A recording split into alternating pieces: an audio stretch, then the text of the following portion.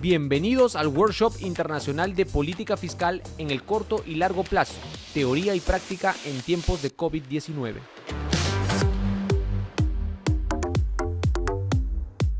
Hola, buenas tardes. Muchísimas gracias por la invitación a Carlos Ayuliño. Felicitaciones por el evento súper interesante. Charlando con Julián, concluimos que la mejor manera de comentar su presentación era complementarla con algunos temas de los que hemos estado charlando recientemente y en los que yo he venido trabajando en un paper con Marcela Menéndez del PNUD y con Nicolás Urdaneta, una joven promesa de nuestra facultad. Voy a hablar de desigualdad y lo que yo dejo aquí entre signos de interrogación, concentración de mercado en América Latina e implicaciones para la política fiscal.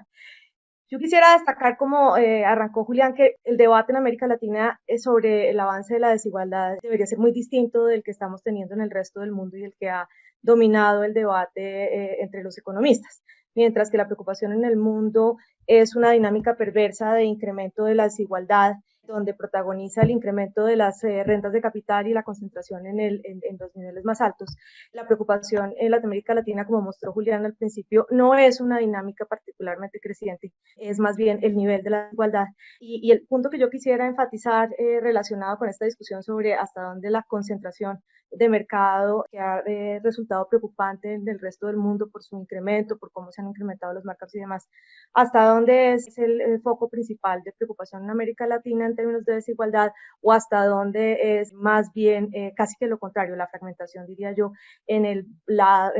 fragmentación de los mercados en el lado bajo de la distribución del ingreso. Como mostró Julián, estas medidas de concentración del ingreso van cayendo en América Latina, si bien de manera muy lenta. América Latina aquí son las líneas sólidas, Europa y Norteamérica son las líneas punteadas, y cualquiera de estos indicadores es infinitamente más alto en América Latina y con una tendencia levemente decreciente, mientras que en el resto del mundo tiene una tendencia levemente creciente.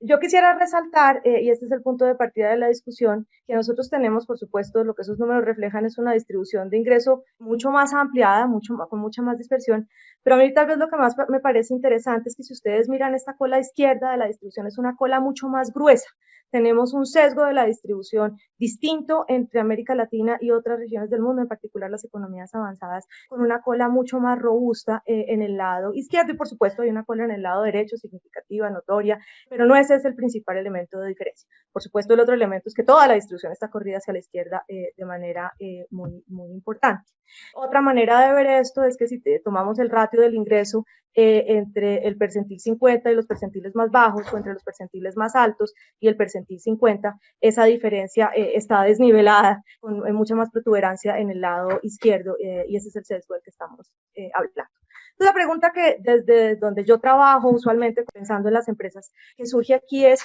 ¿hasta dónde podemos relacionar esto con patrones de características del sector productivo, que es en últimas donde se originan los ingresos, estos ingresos a los cuales vemos estas distribuciones peculiares? Y la primera que yo quería destacar, pensando en ese lado grueso, robusto de la cola izquierda de la distribución, es que una característica muy notoria de América Latina es lo robusto que es también la presencia del cuentapropismo y lo robusta que es la presencia de la microempresarialidad, algo que yo me pregunto acá si es casi como un exceso de emprendimiento en América Latina, un poco paradójico con el énfasis que le ponemos incluso en la política fiscal al apoyo al emprendimiento. Como ustedes notarán, nosotros tenemos niveles de cuentapropismo mucho más altos comparados aquí con Estados Unidos, pero si lo comparáramos con cualquier otra economía avanzada, tendríamos esa característica, y también concentraciones mucho más altas entre los asalariados, que son ya de entrada menos en la microempresarialidad. Si yo complemento esto, me voy a enfocar ahora en este panel superior de América Latina y lo voy a complementar con lo que pasa a través de los distintos momentos de la distribución del ingreso. Y lo que quiero mostrarles también es que esa mayor concentración en el cuentapropismo y en la microempresarialidad es particularmente notoria en los lados, en las colas inferiores en la cola inferior de la distribución. Aquí, por ejemplo, tengo el ratio de la fracción de empleados en cuentapropismo más microempresarialidad comparada con el ratio del resto de trabajadores, aquellos en empresas de 11 o más empleados, y el ratio de eso mismo solo microempresarialidad a empresas más grandes. Y esa es muchísimo más alta en el cuartil 1 que en el percentil 95 o en el quintil 5, perdón, no cuartil sino quintil, 5 veces prácticamente más alto que en el percentil 95. Y lo mismo pasa si solo contemplo los empleados de las microempresas comparados con las empresas más grandes, casi 5 veces más en el quintil 1 que en el percentil 95. En Estados Unidos también hay un poco más de presencia del cuentapropismo y la microempresarialidad en los quintiles bajos, pero de una manera mucho menos notoria. Para empezar, hay mucho menos concentración de entrada, como ya les había mostrado, en el cuentapropismo y la microempresarialidad que en las empresas más grandes. Y para seguir, si bien eso es un poco más alto en el quintil 1 que en el percentil 95, no se acerca a esta característica de multiplicarlo por 5, sino que a duras penas lo multiplica por 2. Entonces, lo primero que yo quería destacar, de nuevo, para resumir mensajes, tenemos una distribución de ingreso que es mucho peor, pero que en buena parte es mucho peor porque tenemos mucha más gente en una situación muy precaria, más que por tener una gente que está simplemente ganando mucho más que los demás.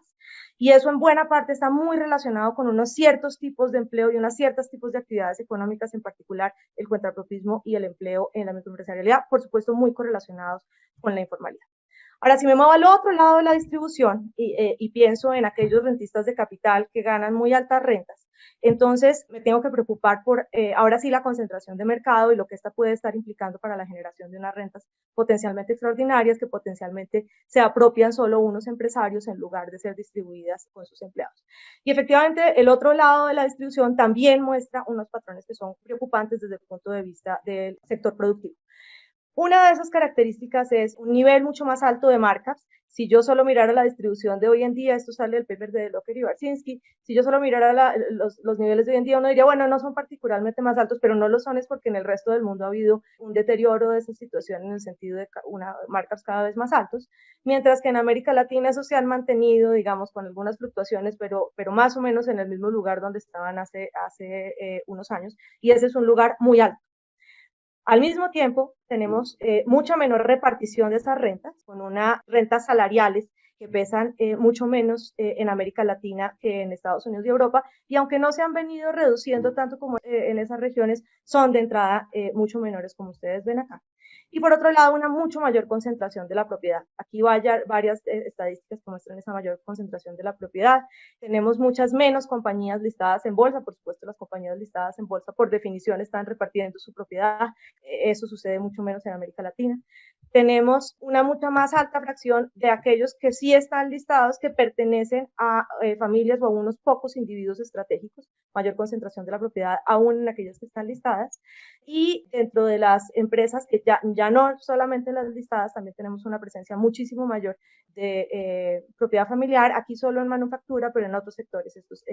aún más marcado. Entonces, bueno, eso para culminar un panorama en que tenemos mucha mayor desigualdad, esta concentración del lado izquierdo que ya les mencionaba, asociado a los pedazos muy poco productivos, muy predominantes del aparato productivo, pero también una preocupación en que en el lado delgadito de la alta productividad en América Latina, mucho de esa alta productividad se la están apropiando unos pocos individuos y hay poca distribución de eso. Desde el punto de vista de la política fiscal, yo veo al menos 3 mensajes, todos estos son estructurales, por supuesto, no relacionados directamente con la coyuntura del COVID. Lo primero es que creo que esta evidencia, como Santiago Levy ha venido enfatizando de tiempo atrás, cuestiona estímulos fiscales directos a las empresas pequeñas que en América Latina con mucha frecuencia se refieren a la microempresarialidad. Nosotros tenemos cualquier cosa menos un déficit de microempresarialidad. Algo similar sucede con el cuentapropismo. Los regímenes de financiación de la protección laboral que tenemos nosotros segmentan el mercado laboral, por una parte, en muchos países entre cuentapropistas y asalariados, y esto es por el hecho de que las formas de contribución con frecuencia son más fáciles de eludir para los cuentapropistas o los independientes, y por otro lado, entre formales e informales, donde esta última categoría además está usualmente muy correlacionada con el cuentapropismo mismo y con la microempresarialidad. Y por último, creo que es importante desde el punto de vista de lo que estamos discutiendo aquí, empezar a mover la discusión hacia el bajo énfasis relativo que no en la región en general, pero sí en particular en muchas de las economías de la región, ese bajo énfasis relativo en la tributación a diferentes formas de rentas de capital y la interacción entre la tributación de las rentas de capital y la tributación de la renta corporativa directa, que mucho del continente, del subcontinente, ha escogido enfatizar más, en donde se ha enfatizado más la tributación directa de las empresas que la tributación en el lado de quienes perciben esas rentas. Mil gracias.